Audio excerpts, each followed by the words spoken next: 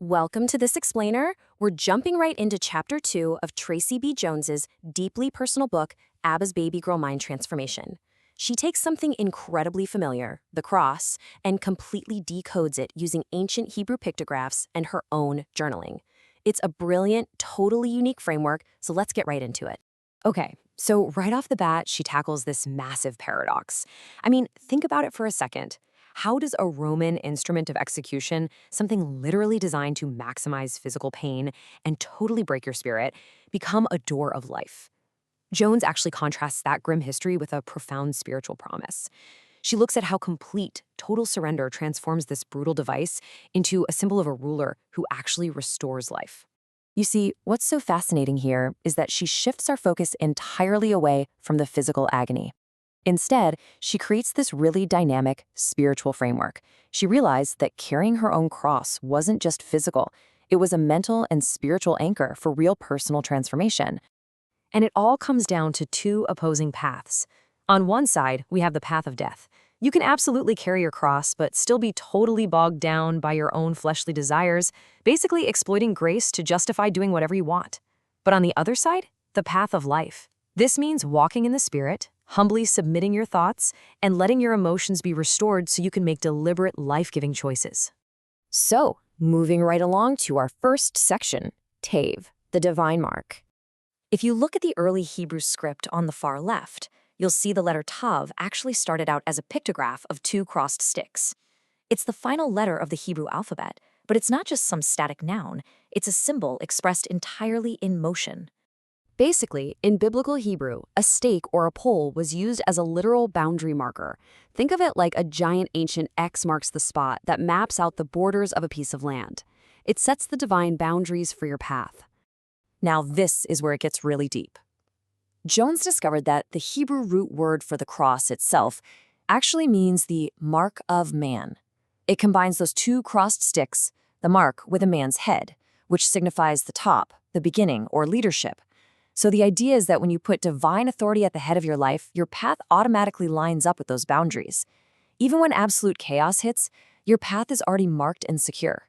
All right, section 2. Let's look at customs, boundaries, and yokes. I just love how visual this ancient language is. To get the word for customs, they combined a wall, meaning separation, with a sunrise at the horizon, meaning coming together. You're bound together by your customs. And the word for boundary? It combines a bent palm with a shepherd's staff or yoke. Together, they paint a picture of being tamed, humbly and willingly staying within those custom boundaries under the guidance of authority. But what happens when we inevitably stray outside those boundaries? Well, we end up in the waters of confusion. The ancient Hebrews illustrated this with the letter Mem, representing mighty forces, water, and pure chaos. And chaos just brings confusion, leaving you completely tangled up and lost.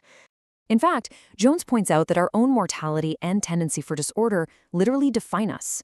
If you take that pictograph for water, chaos, and combine it with the two crossed sticks, a mark, you get the ancient Hebrew definition for man.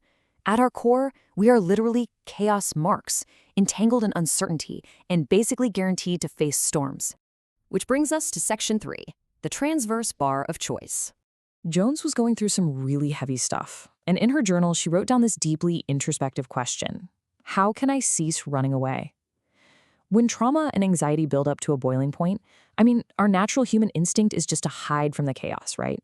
But she found her answer in the literal anatomy of the cross itself, specifically the transverse bar. That's the upper horizontal portion of the pole. The word transverse actually implies turning to face or opposing something. So for her, this bar isn't just wood.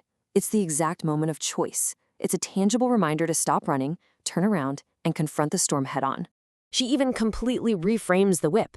Historically, sure, it was used to break skin and hasten death, but if you look at the abstract Hebrew root meaning, it's about opening something up to reveal what's hidden beneath. So those massive storms that whip us back and forth, they actually serve to crack us open and reveal the hidden seeds of success and potential inside us. Kind of like breaking open a grain seed on a threshing floor. Okay, let's bring this all together in section 4, the TTEDCBA transformation. This is a hand-drawn diagram Jones calls the cross compass. It's basically a visual map of human consciousness. You've got these overlapping circles of spirit, mind, and body, and arrows showing the intense internal battle between walking in faith and giving into the flesh. She breaks it down logically with the TTED-CBA equation. It's like a chain reaction. First, your temptations and trials act as a trigger.